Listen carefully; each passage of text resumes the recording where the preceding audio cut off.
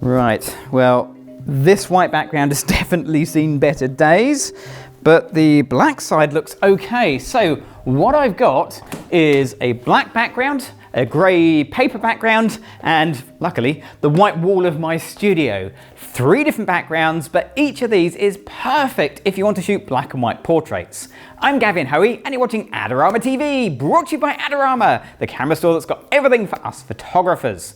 And in this video, well, I've got mono in mind, because if you're going to shoot black and white portraits, the best thing you can do is to plan for that right now ahead of the shoot.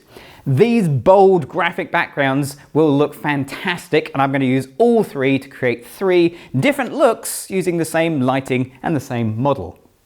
Now, if you haven't already done so, you should be clicking on the subscribe button and the bell icon so you never miss a video right here on Adorama TV. And whilst you're doing that, let's get a light set, let's get a model in, and let's get shooting. So to help me out today, I've got the amazing Charlotte. Charlotte's going to be the model for this, but she's also the makeup artist for this shoot as well. As you can see, Charlotte has a fantastic monochrome black and white look to the makeup. It's really graphic, and that is on purpose because you want bold, dramatic lighting, bold, dramatic styling, and bold, dramatic makeup really helps too.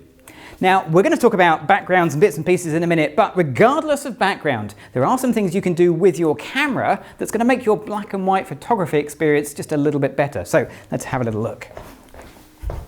Most cameras have a black and white feature, which means that when you take the photos and review them, you'll see them in black and white. However, if you're doing a JPEG only, then think carefully, because that's going to bake into the JPEG file and you can't change it later. I'm shooting with RAW, which means I can change my black and white to something a little bit better or a little bit different in post-processing. Not that we're covering that today. I'm also on a mirrorless camera. This is an Olympus camera, and that means I can actually change not only the image, but the viewfinder to black and white. So I can actually dive into my menu here and I can choose the monochromatic option. And if I really want to go dramatic, I can take it a stage further and dial in contrast settings and curves and bits and pieces to give me something that's closer to the black and white effect that I know I'm going to achieve with a bit of post-processing.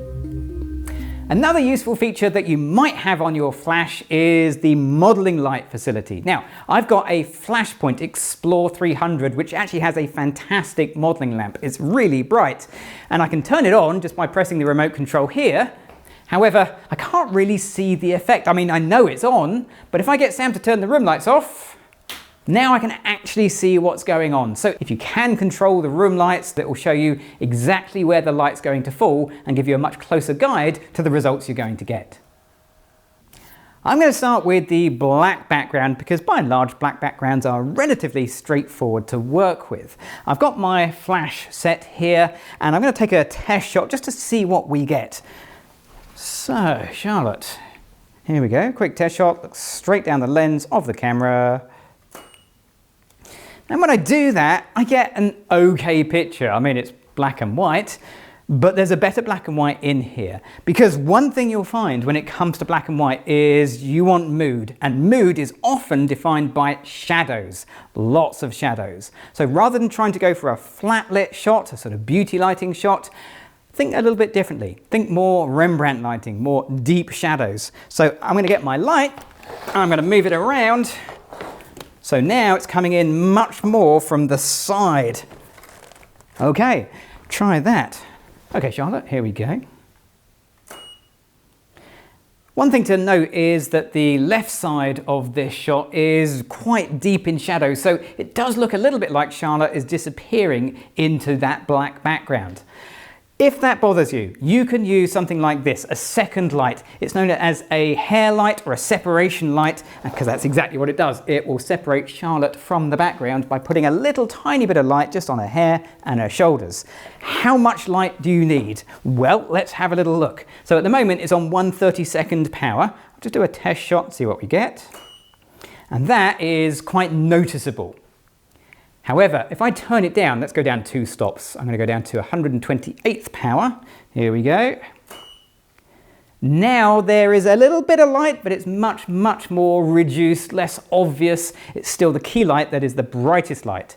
Which of these is correct? Well, of course, the answer is both of them if you happen to prefer one over the other. So that's the basic setup for a black background. Let's take a few shots like this, see what we get. Charlotte, are you ready? Okay, here we go. Okay, good stuff.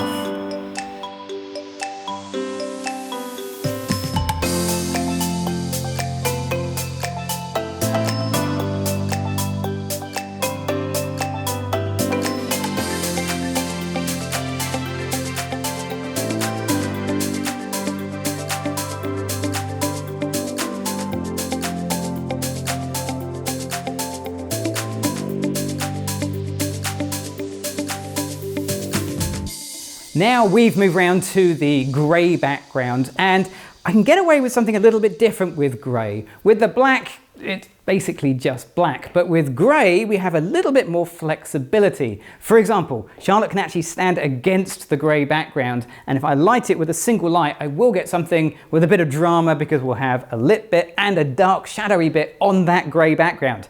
It's much easier to show you than explain. Let's just take a shot like this. Quick little test shot, Charlotte. Here we go.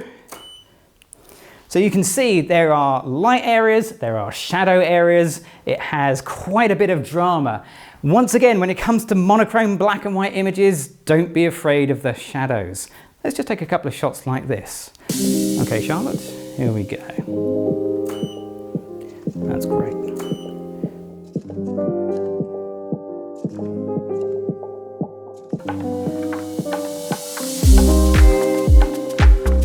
It's worth noting that I do have a grid on my 70cm softbox. It just adds a little bit more contrast to the scene, directs the light a little bit, and it's a very useful thing to have.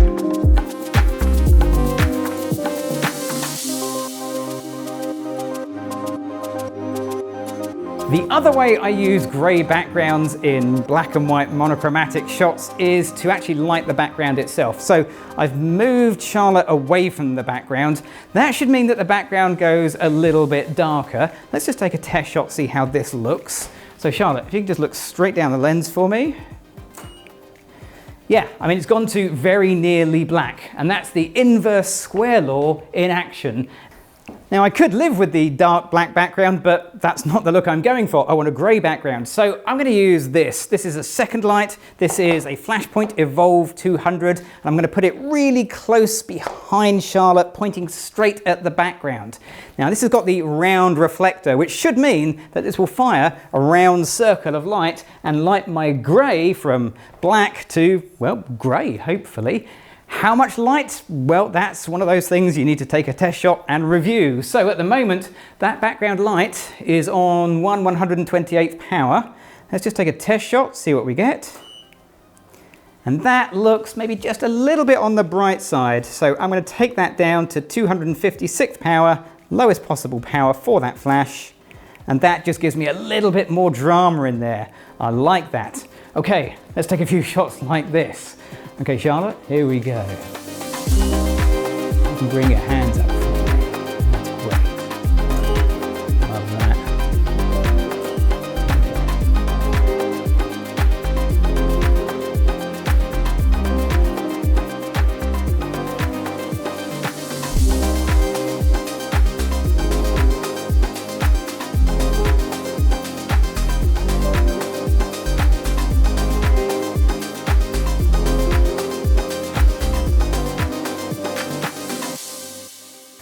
So I've just rolled the grey background up to reveal my white studio wall behind, and that's going to give me a white background. It's that simple, just a white painted wall. Now I haven't touched the lighting, it's the same lighting as before. Let's just take a shot like this, see how it goes, because in theory this should give me a lovely white back. Oh no, it didn't, did it? And that's perfectly normal, because even though you have a white wall, you're not guaranteed a white background. Even though there's a light facing the wall, that's not going to make it white. In fact, what you need to do is either take a fair few test shots to get this right, or grab yourself a flash meter. So I'm going to meter this for the whitest wall I can possibly get. Now you might think I'm going to walk over to the wall and start metering over here. No, not interested in that. What I need to know is the back of Charlotte's head. How much light bounces off that wall, hits the back of Charlotte's head. So I'm going to get my flash meter, I'm going to press the button here, and I'm getting f1.4. But remember, I'm shooting at f4, so I need to increase the power of the light, well, actually quite a bit. I'm only changing the background light, I'm not changing the light actually falling onto Charlotte. I'm going to keep going until I get to f4, which is happening at, well, 1/4 power. So, that's kind of close to its maximum, but still with a bit of room to spare. Why am I interested in that? Well, when I take this shot, what I should get, here we go, Charlotte, is the whitest wall possible. And by that, I mean that is the maximum amount of light I can get bouncing off that wall before too much light passes Charlotte and reduces the contrast and lowers the quality of my shot. Fortunately, that's enough for a pure white wall. So let's take a few shots like this. Charlotte, are you ready? Okay, here we go.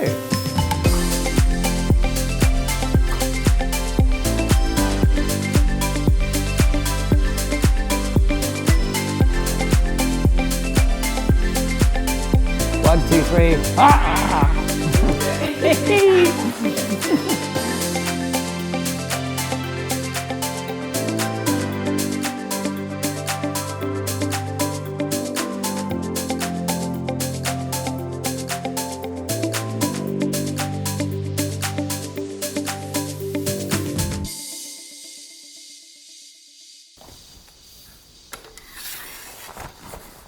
All three of these backgrounds have their place in portrait photography, but when it comes to black and white portraits, you can't beat their bold, graphic nature, pure black, pure white, although I really prefer the versatility of the grey background, which is up there. Maybe you have another opinion, perhaps you disagree, perhaps you agree. If so, leave me a comment below. And of course, if you've got any questions or you've enjoyed this video, leave me a comment. Don't forget to click on the bell icon and you'll never miss a video right here on Adorama TV, which reminds me, of course, you should be clicking on, it's back here.